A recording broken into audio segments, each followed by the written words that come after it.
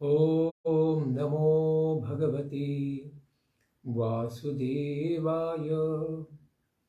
ॐ अज्ञानतिमिरान्धस्य ज्ञानाञ्जनशलाकया चक्षुरुन्मिलितं येन तस्मै श्रीगुरवे नमः। हरे कृष्णा। सब भक्तों का स्वागत है प्रातःकालीन श्रीमद् भागवतम के पाठ में। हम श्रवण कर रहे श्रीमद् भागवतम का अष्टम स्कंद अध्याय 22वां। आज के कथा में हम श्रवण करेंगे कि भगवान असुरों का भी कल्याण कैसे करते हैं और देवताओं से भी अधिक कल्याण करते हैं। जब महाराज बलि ने भगवान वामन देव को समर्पित हो गए और उन्हें केवल 2 पग भूमि वो दे पाए थे, जो तीसरे पग के लिए उनके पास कुछ था नहीं, तो भगवान ने गरुड़ जी के द्वारा उन्हें वरुण पाश से बंदिस्त कर दिया। इसके पश्चात क्या हुआ? श्री शुक उवाच एवं विप्रकृतो राजन् बलिर्भगवतासुरः विद्यमानोऽप्यभिन्नात्मा प्रत्याह विक्लवं वचः।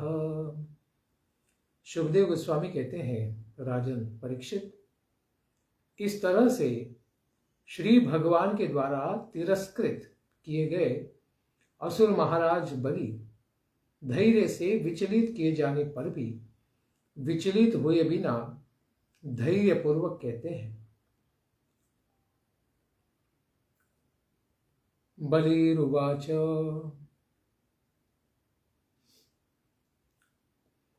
यदुत्तम श्लोक भवान् ममेरितं वचो व्यलीकं सुरवर्य मन्यते करोमृतं तन्न भवेत् प्रलम्भनं पदं तृतीयं कुरु शीर्ष्णि मे निजम्। हे उत्तम श्लोक, हे प्रभु, हे स्वामी, आपका गुणगान अत्यंत पवित्र श्लोकों के द्वारा होता है। आप देवताओं के भी आदिदेव हैं। यदि आप मेरी वाणी को असत्य मानते हैं तो उसे मैं सत्य कर देता हूं कि मैंने 3 पग भूमि आपको देनी है और आपको लगता है कि मैंने दी नहीं है, तो इसे मैं अवश्य ही सत्य कर दूंगा, जिससे कि यह आपके लिए धोखा नहीं होगा।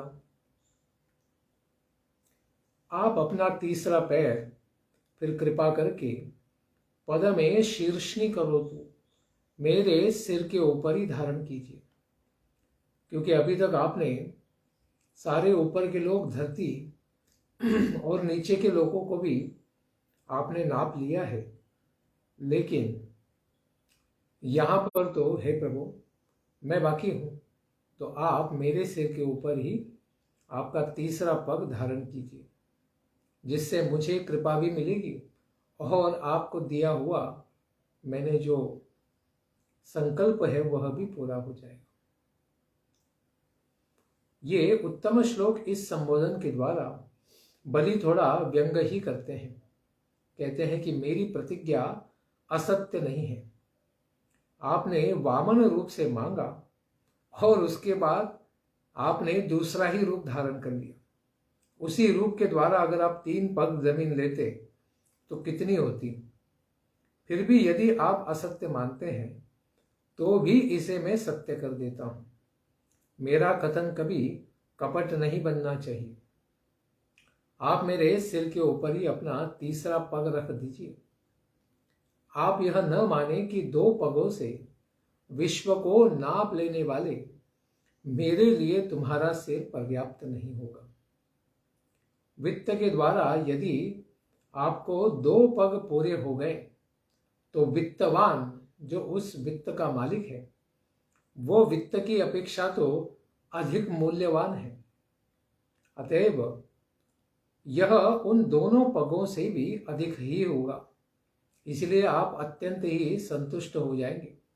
जो सारी दुनिया लेने के बाद भी आप संतुष्ट नहीं होंगे, लेकिन इस वित्तवान को प्राप्त करने के बाद आप अवश्य ही आनंदित हो जाएंगे, क्योंकि वे कहते हैं मुझे किसका भय है। बिभेमिनाहम निर्यात पदच्युतो न पाशबंधाद यवसनाद दुरत्ययात नैवार्थकृच्छ्रात् भवतो विनिग्रहात् असाधुवादात् भृशमोद्विजेयथा। मुझे नरक में जाने का भय नहीं है। पदच्युतः अहम निर्यात न बिभेमि, और न तो राज्य से च्युत होने का भय है। मैं पाश में बांधने अथवा अपार दुख में पड़ने से भी नहीं डरता। मेरे पास कुछ भी नहीं रहे अथवा आप मुझे अति भयंकर दंड भी दे दे, इससे भी मुझे कोई डर नहीं है। मैं केवल अपनी अपकीर्ति से डरता हूं। बलि महाराज कितने महान हैं। असाधुवादात उद्विजे, वो कहते हैं बाकी सब दुखों से मुझे कोई समस्या नहीं। मेरा संसार में नाम खराब हो जाए, मेरी अपकीर्ति फैल जाए, इसी से मैं डरता हूं। पुंसां श्लाघ्यतमं मन्ये दंडम अर्हत्तमार्पितम यम न माता पिता भ्राता सूरदश्चादिशन्ति। अपने गुरुजनों द्वारा दिया गया दंड जीव मात्र के लिए अत्यंत वांछनीय है, क्योंकि आप हमारे स्वामी हैं तो आप हमें दंडित कर सकते हैं। जैसे आपने हमें वरुण पाश में बांध के रखा है, और शुक्राचार्य वे भी हमारे गुरु हैं, उन्होंने भी हमारे कल्याण के लिए हमें दरिद्र बनने का भी आशीर्वाद दे दिया है शाप के रूप में। तो आप ये कर सकते हैं। क्यों? क्योंकि वैसा दंड माता पिता भाई और सुहृद भी मोहवश नहीं दे पाते हैं। उन्हें लगता है कि इनको दंड देने से हम भी दंडित हो जाएंगे, हमारा भी अकल्याण होगा। इस प्रकार से न आप डरते हैं न शुक्राचार्य, इसलिए दोनों ने मुझे दंड दे दिया है। इसीलिए मेरे ऊपर तो ये कल्याणकारी ही होगा। त्वं नो नमः सुराणां नः परोक्ष परमो गुरुः यो नो नेकमंदा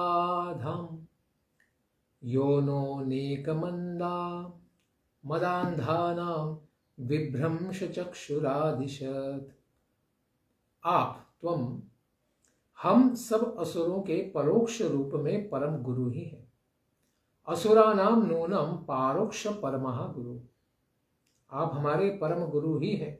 क्योंकि जब हम लोग बल कुलीन आदि अनेक प्रकार के मदों से मत्त हो जाते हैं, तब आप हम लोगों से उन वस्तुओं को छीनकर हमें भ्रंश रूप नेत्रदान दिया करते हैं।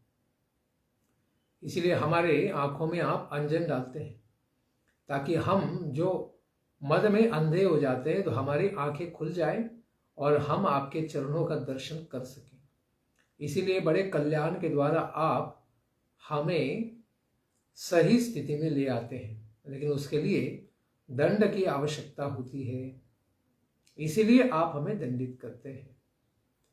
यस्मिन् वैरानुबंधेन रूढ़ेन विबुधेतरः बहवो लेभिरे सिद्धिं यामुहैकांत योगिनः। जिस आपसे सुदृढ़ वैर भाव रखने वाले अनेक असुर उसी सिद्धि को प्राप्त किए, जिस सिद्धि का अनन्य भाव से योग करने वाले योगियों को प्राप्त होता है। आप इतने महान हैं कि आपसे शत्रुत्व भाव रखने वाले शिशुपाल आदि जैसे लोग हैं, इनका भी वध करने के बाद आपके चरणों में उनको आश्रय दे देते हैं। तो इसी प्रकार से यह आश्रय तो आप उसे, जैसे आपके निराकारवाद से पूजा करने वाले लोगों को भी उसी प्रकार की सिद्धि आप देते हैं। इस प्रकार से असुरों के ऊपर भी आप बड़ा प्रेम भाव रखते हैं। इस भाव के कारण ही आपसे वैर भाव रखने पर भी उनको निराकारवादियों की तरह आप आश्रय देते हैं, या फिर योगियों को भी इस प्रकार से आप असुरों को कल्याणकारी कृपा ही करते रहते हैं। तेनाहं निगृहीतोऽस्मि भवता भूरि कर्मणा बद्धश्च वारुणैः पाशैर्नातिव्रीडे न च व्यथे। अनेक प्रकार की लीलाओं को करने वाले आपके द्वारा मैं निगृहित होकर वरुण पाश से बंधा हुआ हूं। इससे न तो मुझको अधिक लज्जा हो रही है और न तो मुझको कोई कष्ट भी हो रहा है, क्योंकि यह भूरि कर्मणा भवता आपकी विशेष लीला है कि ये लीला में आप एक बटु ब्राह्मण के रूप में छलिया बनकर आए और आपने हमसे सब कुछ छीन भी लिया। इससे हम लज्जित नहीं है कि आपने हमें छल कर दिया है और आपके वरुण पाश से हमें कोई कष्ट भी नहीं है। क्यों? क्योंकि ये आपकी लीला केवल हमारे कल्याण के लिए ही की गई है। क्यों? कैसे? पितामहो में भवदीय सम्मतः प्रह्लाद आविष्कृत साधुवादः भवद विपक्षेण विचित्र वैशसं संप्रापितस्त्वत्परमः स्वपित्रा। मेरे पितामह प्रह्लाद महाराज आपके भक्तों में श्रेष्ठ है। उनको आपने साधुवाद प्रदान किया। वे आप में ही परायण हैं। वे केवल आपके ही भक्त हैं, आपके चरणों में ही शरणागत हैं। और आपने उनका सत्कार किया था, स्वयं आकर उनको राजा बनाया था। आपके विरोधी तथा मेरे पितामह के पिता ने अत्यधिक कष्ट दिया, किंतु आपके परायण ही वे बने रहे, क्योंकि हिरण्यकशिपु जो प्रह्लाद महाराज के पिता थे आपके विरोधी थे और आपके कारण ही प्रह्लाद महाराज को भी वे काफी पीड़ा दे रहे थे। फिर भी उन्होंने आपकी भक्ति को नहीं छोड़ा, यह मुझे पहले से ही पता है। इसलिए जब मैंने शुक्राचार्य से जाना कि आप साक्षात विष्णु रूप से छल करने आए हैं, इसको जानने के पश्चात भी मैंने फिर भी यही संकल्प किया कि आप जो मांगेंगे हम आपकी सेवा करेंगे। यह मैंने प्रह्लाद महाराज से ही सीखा है। किमात्मनानेन जहाति योन्यतः योन्ततः किं रिक्तहारै स्वजनाख्यदस्युभिः किं जायया संसृतिहेतुभूतया मर्त्यस्य गेहै किमिहायुषो व्ययः। उस भौतिक शरीर को लेकर वृथा करना है, जबकि इसे एक दिन अंत में मुझे छोड़ ही देना है। तो ऐसे भौतिक शरीर के कल्याण के लिए मैं आपको दिया हुआ वचन कैसे त्याग सकता था? धन संपत्ति को लूटने वाले स्वजन शब्द से कहे जाने वाले बंधु बांधव नामक डाकुओं से क्या मतलब है?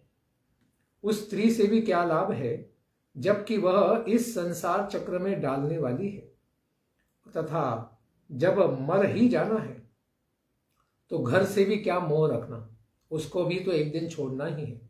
और घर की क्या बात है, जिस घर में यानी इस शरीर में आत्मा रहता है, इस शरीर को भी तो त्यागना है, तो इससे भी क्या मोह करना। इन सबों में तो व्यर्थ में अपनी आयु को ही गंवाना होगा। इसलिए अपनी आयु को न गंवाने के लिए हम इससे बचना चाहते हैं।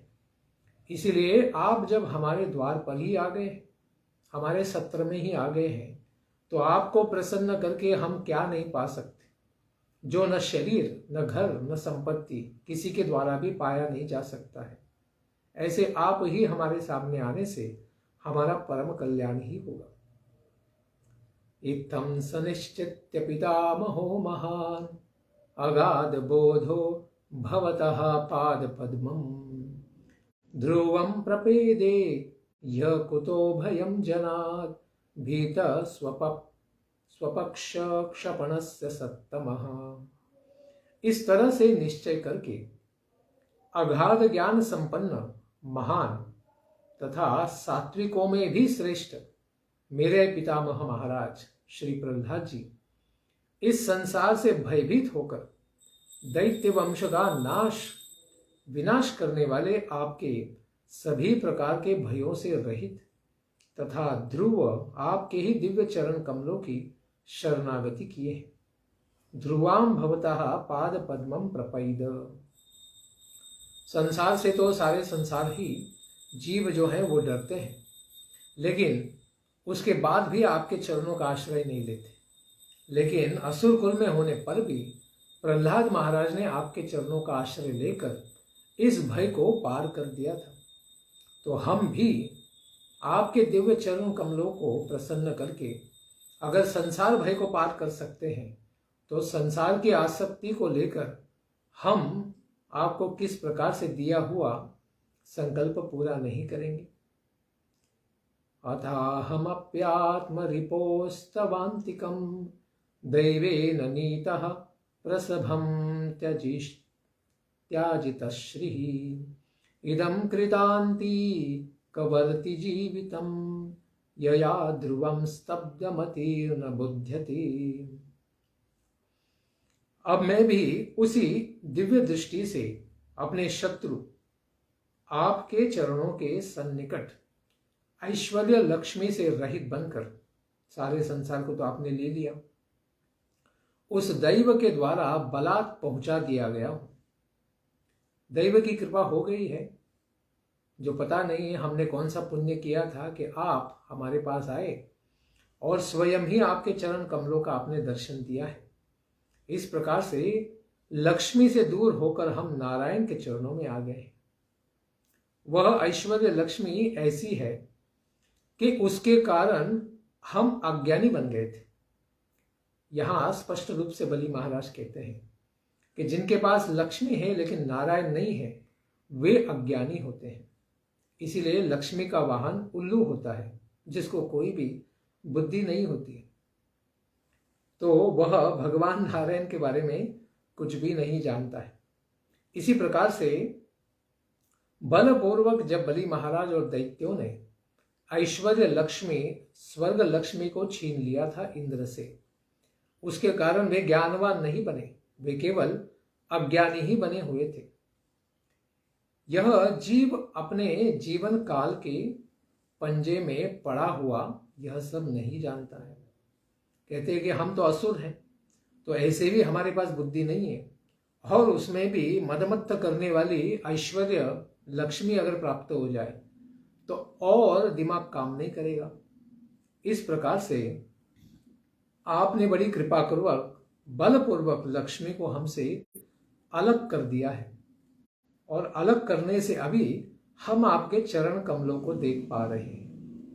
यह हमारा कल्याण ही हुआ है। तो सुखदेव गोस्वामी कहते हैं, तस्येत्थं भाषमाणस्य प्रहल्लादो भगवत्प्रियः आजगाम कुरु श्रेष्ठ राकापतिरिवोत्थितः। हे परीक्षित कुरुश्रेष्ठ, जिस समय राजा बलि इस प्रकार कह ही रहे थे, उसी समय उदित हुआ चंद्रमा के समान श्री भगवान के प्रिय भक्त प्रहलाद महाराज भी वहां स्वयं आ गए। उन्हें जब पता चला कि बलि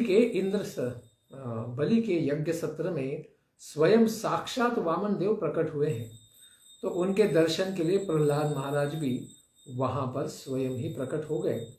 कहते हैं शीतल चंद्रमा के समान उनका वहां पर प्रवेश हो गया। तमिंद्रसेनः स्वपितामहं श्रिया विराजमानं नलिनायति क्षणं प्रांशुं पिशम्बाम्बरमञ्जनद्विषं प्रलम्बबाहुं सुभगं समैक्षत। राजा बलि ने उन श्री संपन्न कमल के समान मनोहर नेत्र वाले, लंबे शरीर वाले, पीतांबर धारण किए हुए, अंजन के समान दिव्य कांति वाले, लंबी लंबी भुजाओं वाले तथा देखने में अत्यंत सुंदर अपने पितामह प्रहलाद जी महाराज को देखा। बलि ने भी उनका स्वागत केवल अपने नेत्रों के द्वारा ही किया, क्योंकि उनको वरुण पाश में बांध के रखा हुआ था। तस्मै बलिर् वारुण पाशयन्त्रितः समर्हणं नोपजहार पूर्ववत् ननाम मूर्धा श्रुविलोललोचनः सव्रीडनीची मुखो बभूवः। वारुण पाश यंत्रितः बलि। वहां पर प्रहलाद महाराज ने आने के बाद देखा कि यह बलि तो वरुण पाश से बंधा हुआ है। पहले के समान उसके पूजा के उपहार नहीं ला सके क्योंकि बांधे गए थे। आंसू भरे नेत्र उनके थे कि वे प्रहलाद महाराज का भी दर्शन कर रहे और भगवान का भी दर्शन कर रहे। तो बड़े आनंद के साथ उनके नेत्रों में अश्रु प्रकट हो गए थे। फिर वे सिर झुकाकर ही प्रहलाद महाराज को प्रणाम करते हैं और लज्जा के कारण अपना मुख नीचे कर लेते हैं। सतत्र हासीनमुदीक्ष्य सत्पतिं सुनन्दनन्दाद्यनुगैरुपासितम् उपेत्य भूमौ शिरसा महामना ननाम मूर्ध्ना पूलकाश्रुविक्लवः। वहां पर विद्यमान तथा सुनंद नंद आदि भगवान के जो अनुचर थे, इनके द्वारा सेवित सत्पुरुषों के स्वामी श्री भगवान को प्रहलाद जी महाराज देखते हैं और देखते ही पुलकाश्रु विक्लवः, उनके शरीर में रोमांच हो गया, रोंगटे खड़े हो गए और आंखों में आनंद के अश्रु भर गए। ऐसे महामनस्वी प्रहलाद महाराज सिर झुकाए हुए ही श्री भगवान के सन्निकट में आकर उनको भूमौ मूर्धना ननामो, अपने सिर को भूमि पर रखते हुए साष्टांग प्रणाम करते हैं। और प्रहलाद महाराज कहते हैं, बड़े प्रेम विवल होके कहते हैं, त्वयैव दत्तं पदमैन्द्रमुर्जितं ऋतं तदेवाद्य तथैव शोभनं मन्ये महानस्य कृतोऽयनुग्रहो विभ्रंशितो यत् श्री आत्ममोहनात्। प्रहलाद महाराज कहते हैं कि हे प्रभु, आपने ही तो बलि महाराज को ऐश्वर्यपूर्ण पद इंद्र पद प्रदान किया था कृपा करके। अब आज आपने ही उससे उस सब को छीन लिया है। आपका यह कार्य भी मैं वैसा ही सुंदर मानता हूं। जितनी सुंदरता से आपने उसको दिया था उतनी ही सुंदरता से आपने उसको ले भी लिया। आत्ममोहना श्रियः, आत्मा को मोहित करने वाली राज्य लक्ष्मी से अलग करके आपने इस पर कृपा ही की है। इसी प्रकार से मैं तो आपका अनुग्रह कृतः मन्ये, आपका महान अनुग्रह ही हुआ है बलि के ऊपर, ऐसा हम समझते हैं। क्योंकि जिस लक्ष्मी के मद में यह अंधा बन गया था तो उसको आपने छीन लिया, तो अभी इसके आंखों में अंजन लगाने से ये ठीक से आपके चरणों को देख पा रहा है।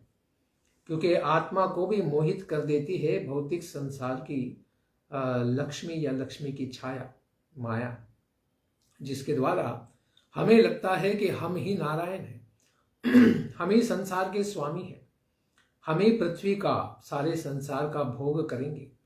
इस प्रकार की आसुरिक भावना को ये पहले से ही प्राप्त था और आपने इसका उत्साह और बढ़ा दिया था ऐश्वर्य प्रदान करके। अभी यह ठिकाने पे आ गया है, अभी इसको समझ में आ गया है कि ये क्या है। जीव भगवान की कृपा के बिना कुछ भी नहीं, सांस भी नहीं ले सकता है। तो इस संसार में राजा बनना तो बहुत बड़ी बात है। तो अभी इसको वरुण पाश में आपने बांध दिया है। यह मैं तो समझता हूं कि आपकी विशेष कृपा ही है।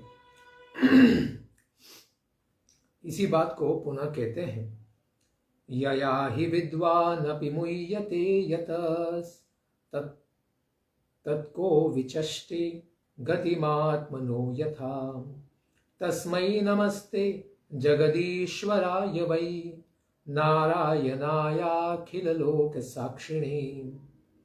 जिस राज्य लक्ष्मी के द्वारा संयमी व्यक्ति भी अगर विद्वान भी मुह्यते, विद्वान होने पर भी मोहित हो जाते हैं, उस राज्य लक्ष्मी के रहते कौन अपने स्वरूप को ठीक ठीक समझ सकता है। इसी प्रकार से यह पीछे भी हमने कथा में श्रवण किया है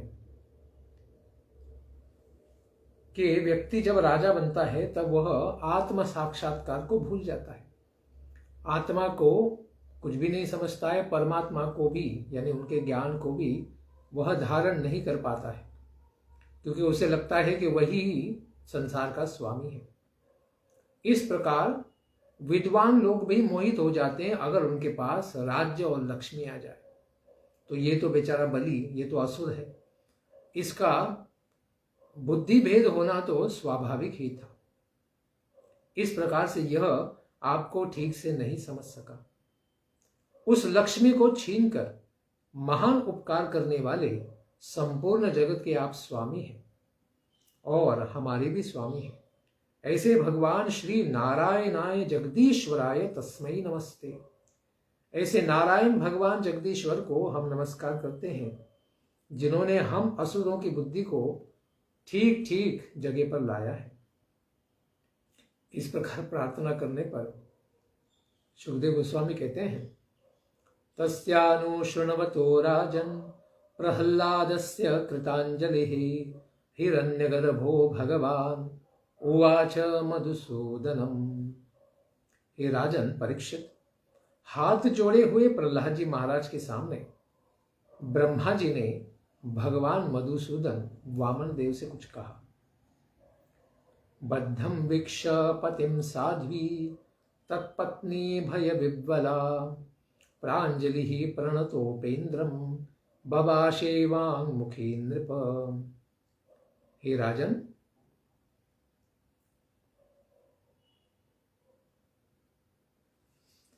अपने पति को बंधा हुआ देखकर भयभीत बलि की पत्नी श्री भगवान को प्रणाम करके तथा हाथ जोड़कर उनसे कुछ कहती है। ब्रह्मा जी भी प्रणाम करते हैं और यहां पर विंध्यावली बलि महाराज की पत्नी भी भगवान को प्रणाम करते हुए हाथ जोड़कर कुछ प्रार्थना करती है।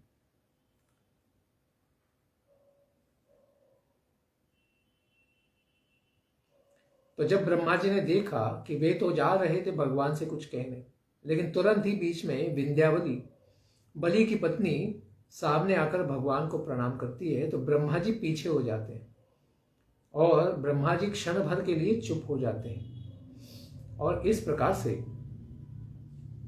विंध्यावली भगवान से कुछ कहती है।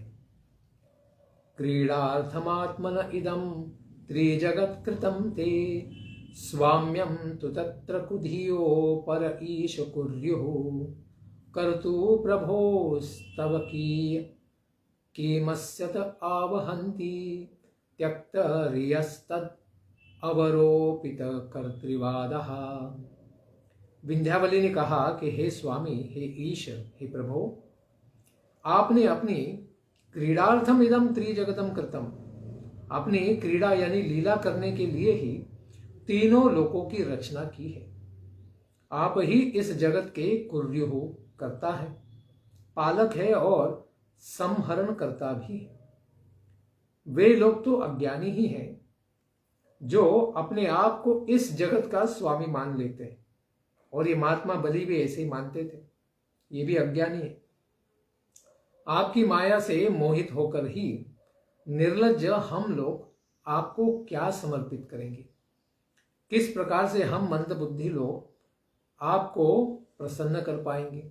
आप तो तीनों संसारों के सदा ही स्वामी हैं। बस बलात् हम लोग ऐसा कुछ कार्य कर देते हैं और हमें लगता है कि हम इस संसार के स्वामी बन गए। इसीलिए कृपा करके हमें आप क्षमा कीजिए। जब विंध्यावली ने अपनी बात कही कि अत्यंत परमार्थ युक्त वाणी से भगवान श्री हरि को प्रसन्न किया, तो ब्रह्मा जी कहते हैं, भूत भावन भूतेश देवदेव जगन्मय मुंचैनम हृत सर्वस्वम नायम अर्हति निग्रहम। हे भूत भावन भूतेश देवदेव जगन्मय, हे समस्त प्राणियों को जीवन प्रदान करने वाले संपूर्ण प्राणियों के स्वामिन देवादिदेव जगत स्वरूप, आपका रूप ही विराट है। आपने इसका बलि महाराज का सब कुछ छीन लिया है। अब आप इसको कृपा करके छोड़ दीजिए। यह आपके निग्रह का पात्र नहीं है, यह तो आपके अनुग्रह का ही पात्र है। कृपा करके इसको मुक्त कर दीजिए। कृष्णा तेनेन दत्ता भूर्लोका कर्मार्जिताश्च ये निवेदितं च सर्वस्मन् आत्मा विक्लवया धिया। इसने अपनी संपूर्ण पृथ्वी, संपूर्ण कर्मार्जित लोकों तथा अपने शरीर को भी धैर्य पूर्वक समर्पित कर दिया है। यह धैर्य अच्युत नहीं हुआ है, धैर्य से अच्युत नहीं हुआ है। देखिए बलि महाराज, यह आपका भक्त ही है। इसने आपके भक्त प्रहलाद महाराज के चरित्र का ही यहां पर अनुसरण किया है, इसीलिए इसका कल्याण होना ही चाहिए। संपूर्ण दिव्य कर्म के द्वारा इसने पृथ्वी आदि अंतरिक्ष को भी अपने आधिपत्य में लाया था, लेकिन अभी उसको तो छोड़िए, अपने स्वयं के शरीर को भी इसने धैर्य पूर्वक आपके चरणों में समर्पित कर दिया है।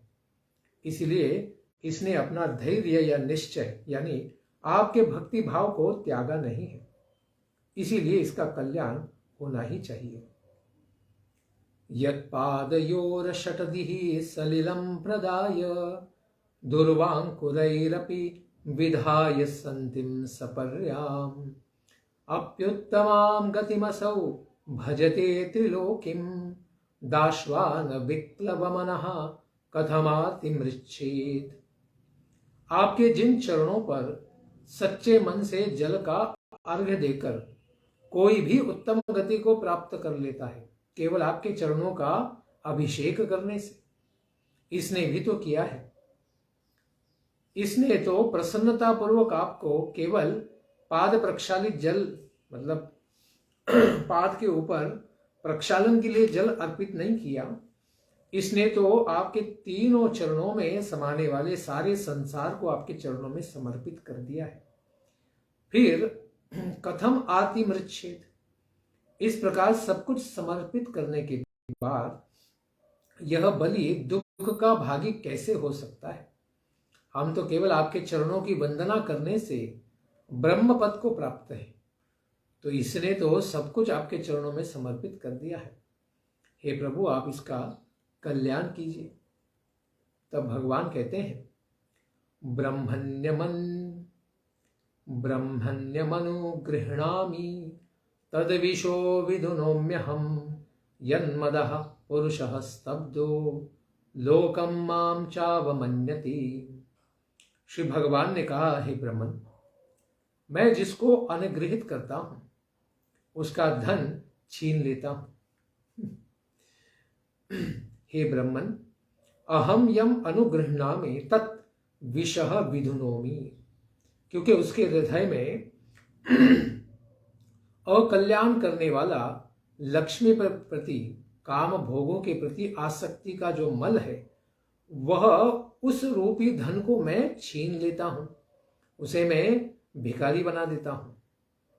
उस धन के ही मद से मदमत्त बना हुआ पुरुष मेरा और सारे संसार के वरिष्ठ महान लोगों का तिरस्कार करता है। लोकम माम च अवमन्यते, मेरा भी और सारे महात्माओं का इस संसार में अपमान करता है, तिरस्कार करता है। इसलिए हम आज संसार में देखते हैं कि असुरों के पास धन बढ़ जाने के कारण ही वे सनातन संस्कृति का, भारत का और साधु संतों का तिरस्कार कर रहे हैं। इसीलिए भगवान क्या करते हैं, उनसे फिर लक्ष्मी को छीन कर जब उन्हें भिखारी बना देंगे, तभी वे सही स्थिति में आ जाएंगे कि उनकी क्या पात्रता है। इसलिए बलि महाराज से भी यह धन छीन लेने के कारण वे अभी सही स्थिति में आ गए हैं। इसलिए कहा भी गया है कि जब धन और शक्ति भगवान के कल्याण में या धर्म के कल्याण में नहीं नियोजित की जाएगी और यह धन केवल अधर्म के साथ ही जाएगा, तब सारे संसार का विनाश हो जाता है, जो हमें आज देखने को मिलता है। इसलिए भगवान कहते हैं, यदा कदाचित जीवात्मा संसरन् निज कर्मभिः नाना योनिष्वनीशोऽयं पौरुषिं गतिमाव्रजेत्। यह जीवात्मा कर्म परतंत्र होकर, कर्मों के अधीन होकर ही अपने कर्मों के अनुसार अनेक योनियों में क्या करता है? संसरन, संसरयति इति संसार, संसार में भ्रमण करता हुआ जब कभी मनुष्य जन्म को प्राप्त करता है। मनुष्य जन्म प्राप्त करना भी बड़ा दुर्लभ होता है। 84 लक्ष योनियों में मनुष्य जन्म प्राप्त करना बड़ा कठिन होता है, लेकिन भगवान की कृपा से कभी उसे वैसा जन्म प्राप्त भी हो जाता है। तो जन्म कर्म वयो रूप विद्यैश्वर्य धनादिभिः यद्यस्य न भवेत् स्तंभस् तत्रायं मदनुग्रहः। इस मनुष्य योनि में भी जन्म लेकर जन्म, कर्म, अवस्था, रूप, विद्या, ऐश्वर्य तथा धन आदि के कारण मनुष्य को यदि गर्व न हो तो यह मेरा अनुग्रह ही समझो। इस संसार में ऐसे महात्मा अत्यंत दुर्लभ होते हैं कि जिनके पास अच्छा जन्म है, अच्छे कुल में जन्म है, उनके अच्छे कर्म हैं, उनकी अवस्था यानी रूप, सौंदर्य, विद्या, ऐश्वर्य सब कुछ उनको प्राप्त है, और इतना होने के बाद भी उनके हृदय में अहंकार या गर्व नहीं है। वो सारे संसार के कल्याण के लिए ही कार्य कर रहे हैं। ऐसा अगर कहीं पर दिखाई देता है तो अवश्य ही समझो तत्र अयम मे अनुग्रह, वह केवल मेरे अनुग्रह के द्वारा ही संभव है। भगवान की कृपा के बिना व्यक्ति धनांध बन ही जाता है, मदांध बन ही जाता है, कामांध बन ही जाता है। लेकिन इस प्रकार से कृपा होगी तो फिर ये अंधता चली जाएगी, अंधत्व चला जाएगा और फिर भगवान को ठीक से देख सकेंगे। मानस्तंभ निमित्तानां जन्मादीनां समन्ततः सर्वश्रेयः प्रतीपानां हन्तमुह्येन्न मत्परः। होने वाले सभी प्रकार के कल्याणों के विरोधी यह बन जाते हैं धनांध व्यक्ति। माना पर पर्याय भूत गर्व जन्मादि, किंतु जो मेरा भक्त होता है वह इन सबों से मोहित नहीं होता है। यह सब तो जन्म, ऐश्वर्य, श्रुत श्री भी जो कुंती महारानी ने भी कहे, ये धमान मदह पुमान, इनसे तो व्यक्ति मदांध बन जाता है, यह भगवान की भक्ति की विरोधी बन जाते हैं, इसलिए अभिमानी बन जाते हैं, गर्व उनको प्राप्त हो जाता है। लेकिन जैसे प्रहलाद महाराज जैसे मेरे जो भक्त हैं या ब्रह्मा जी भी हैं, भक्त होने के कारण इन सब के द्वारा मोहित नहीं होते और इन्हीं की कृपा से ऐसे बलि जैसे व्यक्ति भी बच जाते हैं। ऐसे भक्तों की कृपा है कि ऐसे असुर कुल में जन्म लेने पर भी बलि भी मोहित नहीं हुआ था। एष वदानव दैत्यानां अग्रणी कीर्ति वर्धनः अजय शीद जयां मायां सीदन्नपि न मुह्यति। यह बलि दैत्यों और दानवों में श्रेष्ठ ही है, कीर्तिवर्धन, उन दोनों वंशों की कीर्ति बढ़ाने वाला है।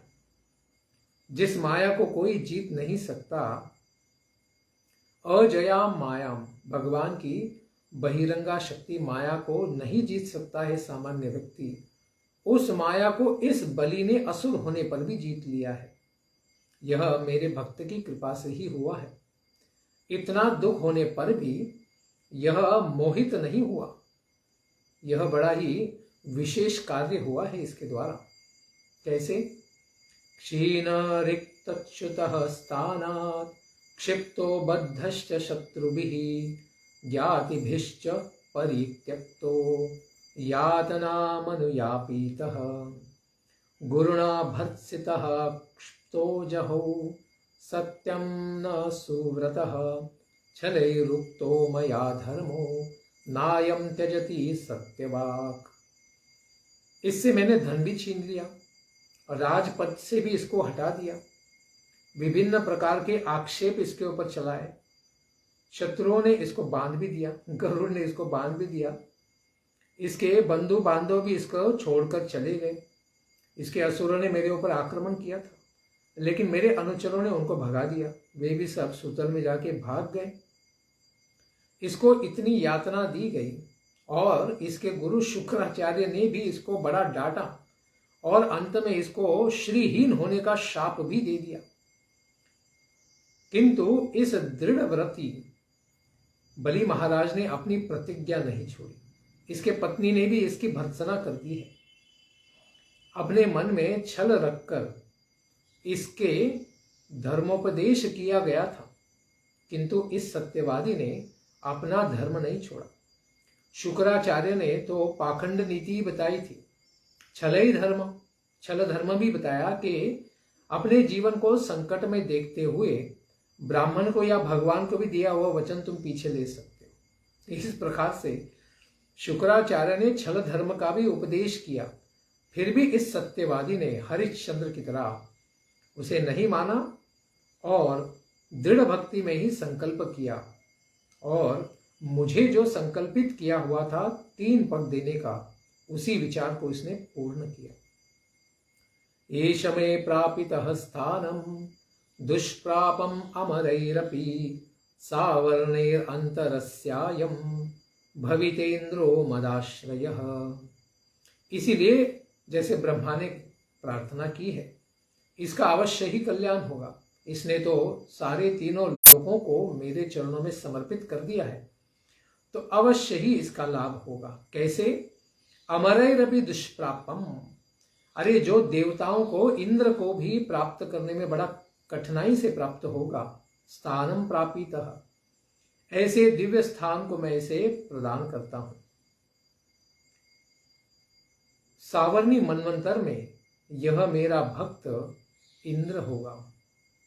भगवान कहते हैं कि अभी इस मनवंतर के लिए 7वें मनवंतर वैवस्वत मनवंतर में, जिसमें पुरंदर नाम का इंद्र है, इस मनवंतर में यह सूतल लोक का राजा बनेगा और वह इंद्र पद से भी अधिक ऐश्वर्य को प्राप्त करेगा।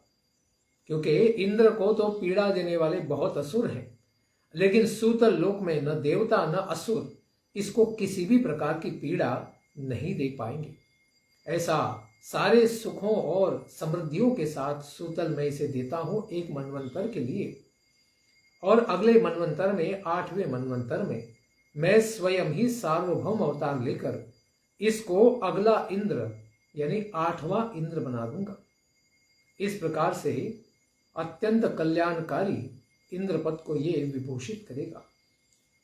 इसीलिए कहते हैं तब तक तुम क्या करो?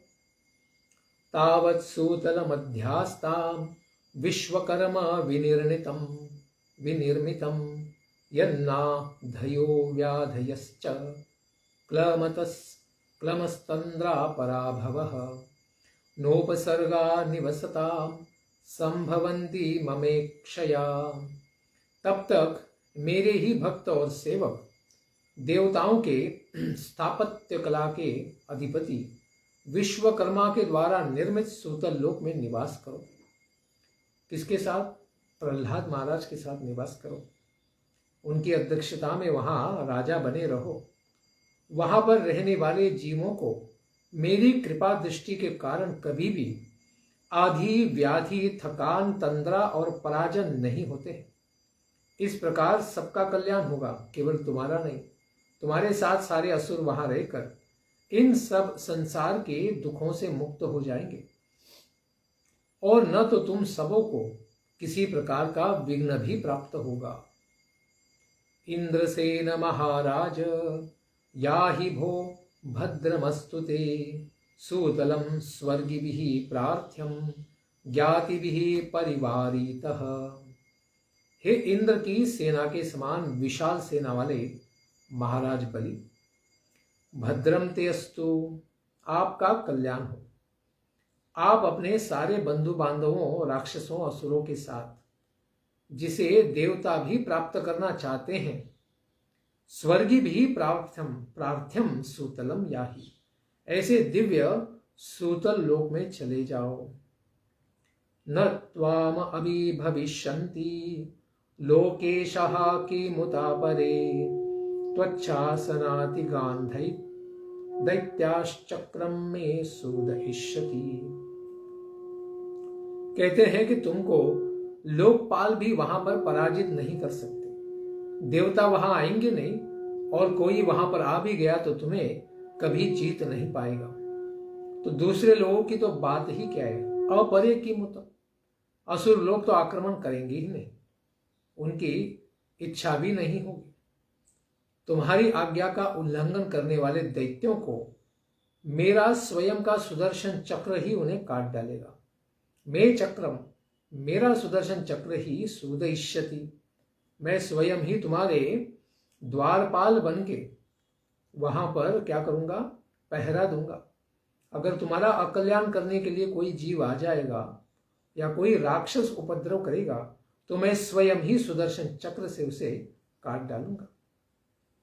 रक्षिष्ये सर्वतो हम त्वाम सानुगम सपरिच्छदम, सदा सन्निहितं वीर तत्र माम द्रक्ष्यते भवान। हे वीर, मैं अनुचरों एवं भोग की सारी सामग्रियों की भी हर प्रकार से रक्षा करूंगा। तुम्हारी भोग की सामग्री भी कभी नष्ट नहीं होगी।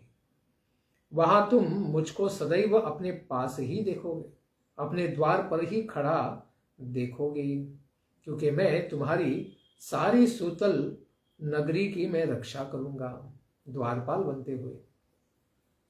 देखिए भगवान कितना प्रेम करते हैं।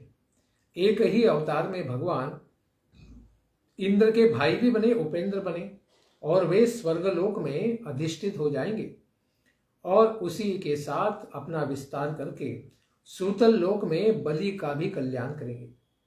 इस प्रकार से भगवान विन विन सिचुएशन, जब झगड़ा हो गया दैत्यों और यानी असुर और सुरों में, देवता और दानवों में, तब दोनों का कल्याण एक साथ ही कर देते हैं।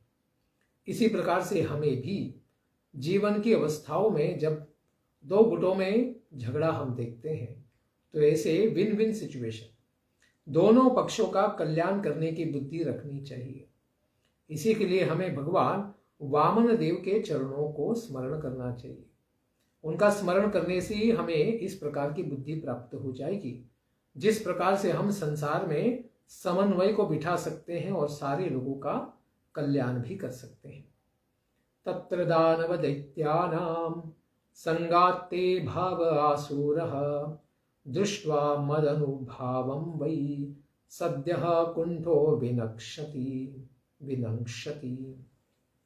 दानवों एवं दैत्यों के संसर्ग से तुम्हारा जो कुछ आसुभाव होगा वह मेरे प्रभाव को देखकर शीघ्र ही दब जाएगा।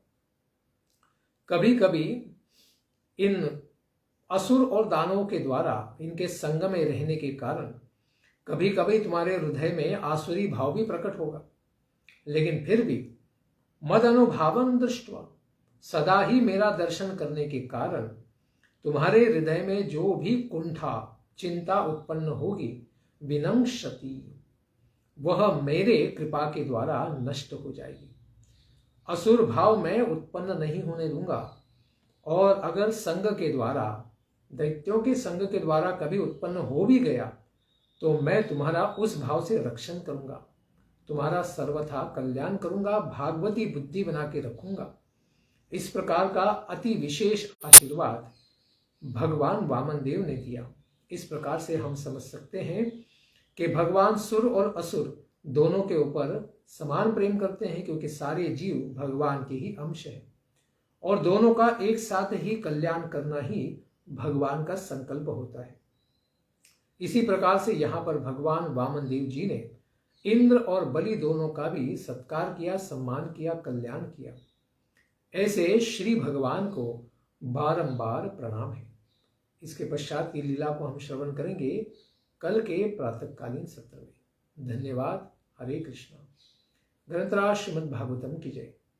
वामन अवतार त्रिविक्रम उरुक्रम भगवान की जय। बलि महाराज की जय। निताय गौर प्रेमानंदे। हरि हरि बोल। जय जय श्री राधेश्याम।